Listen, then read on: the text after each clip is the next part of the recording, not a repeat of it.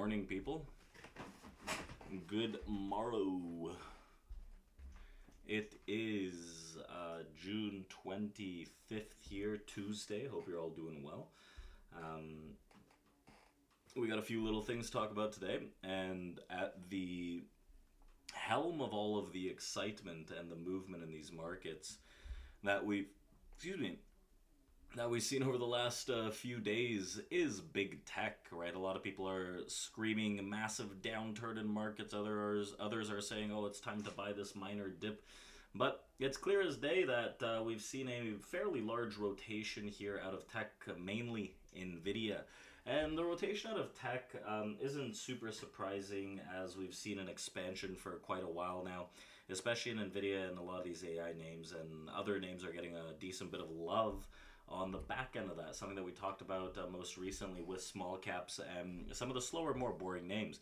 So NVIDIA is at the helm of the news yet again, right, sparking a broader market chatter after extending its recent losing streak to enter quote-unquote correction territory on Monday, right? The AI Goliath, behemoth, call it what you will, lost $500 billion in market cap over the last several sessions, retreating to third place behind Apple and Microsoft in the rankings of the most valuable companies on the publicly traded planet.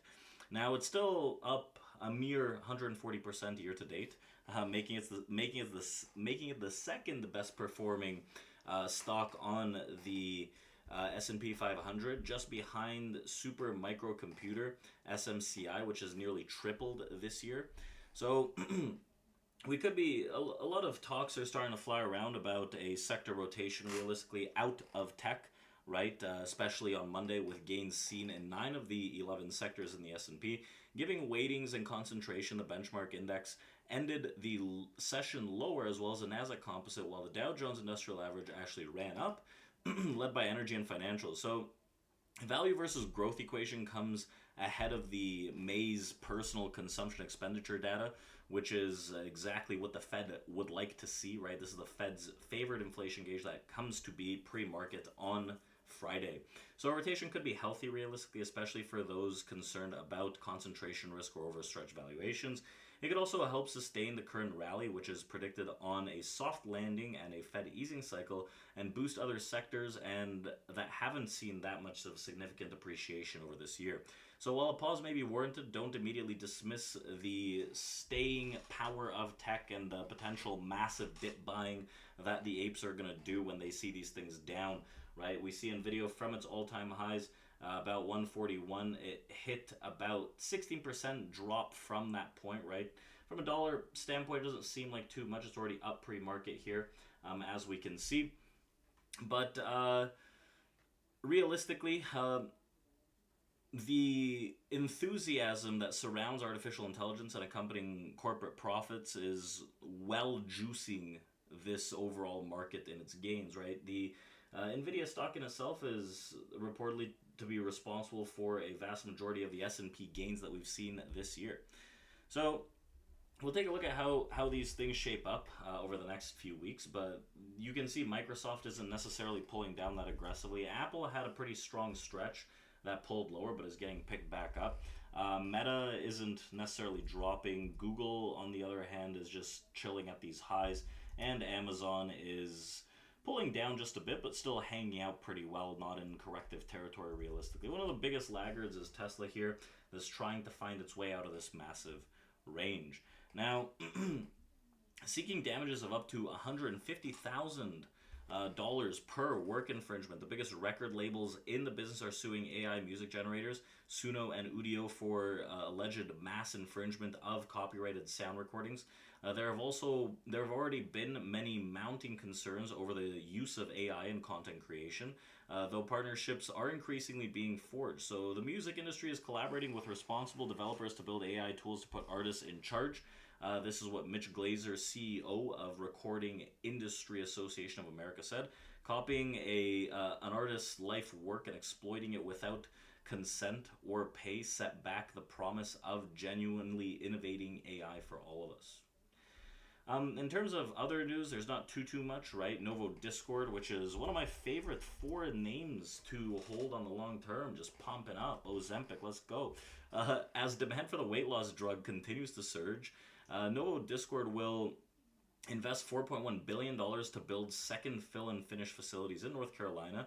The development comes as Novo, which makes the popular weight loss drug Ozempic and Wegovy, and rival Eli Lilly, LLY, which markets Zepbound, are experiencing supply constraints due to the high demand for the treatments. Wegovy also just got the green light in China, and Novo, which plans to invest $6.8 billion to increase production overall, said that the new plant will add an additional 1.4 million square feet of manufacturing space. So I don't really know too much about Ozempic, but look at the stock just like driving to the upside. We even had a split at the end of last year, right? A 2-for-1 split, and the continued upside momentum looks pretty fresh. So take a look at things. Yesterday, the overall market pulled back a bit, nothing crazy. We entered into a lower distribution here on the S&P 500, which was very quickly bought up on the overnight session. If we take a look at some of these things and try to plan out how the day shapes up, right? Not too much of an update. But if we take a look at some of the news before, this morning we had Fed's Bowman speech. We also have today consumer confidence at 10, Richmond Fed manufacturing at 10, and then Fed's Cook speech at 12, following a 2-year note auction at 1 p.m. and money supply at 1 p.m. and then wraps it up with Fed's Bowman at 2 p.m. Eastern, 2:15 p.m. Eastern yet again, jumping on the wire. Now if we take a look at the overall market here, the S&P 500 is in a steady decline, accepting distributions to the downside continuously over the last few sessions. But is this going to be the end where the dip buyers step in once and for all and allow prices to swing this thing back up?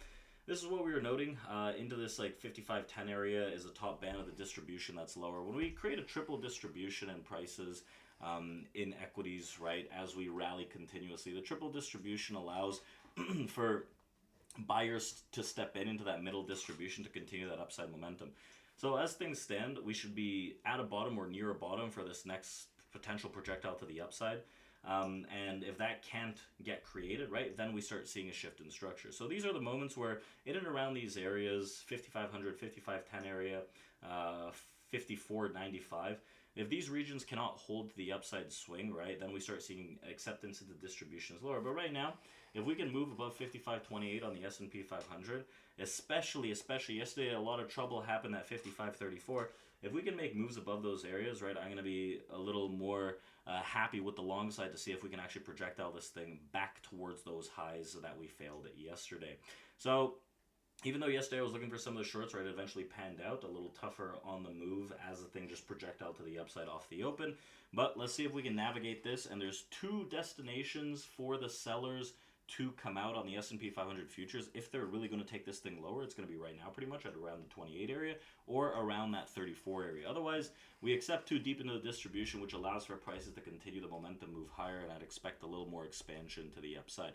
Now, keep in mind, on Thursday pre-market, we have GDP and final GDP numbers, and then an expected, again, softer print in the PCE data, the Fed's favored inflation gauge, Friday pre-market, which could bolster some of this upside momentum. So with that being said, let's jump into our live trading room with our people. You can check out community.tradeproacademy.com for our free open Discord where we post trade plans very frequently and trade ideas that have been well defined. So if you want to see how I analyze the markets and how I break things down and how I create trades before the market even opens, go and check that out at community.tradeproacademy.com, and we'll be here for the rest of the week. So let's see how today shapes up. We'll do a wrap up of that tomorrow and continue into the end of the week. So thank you, everyone. Take care. Happy trading. Trade with risk management as always, and I'll see you guys tomorrow.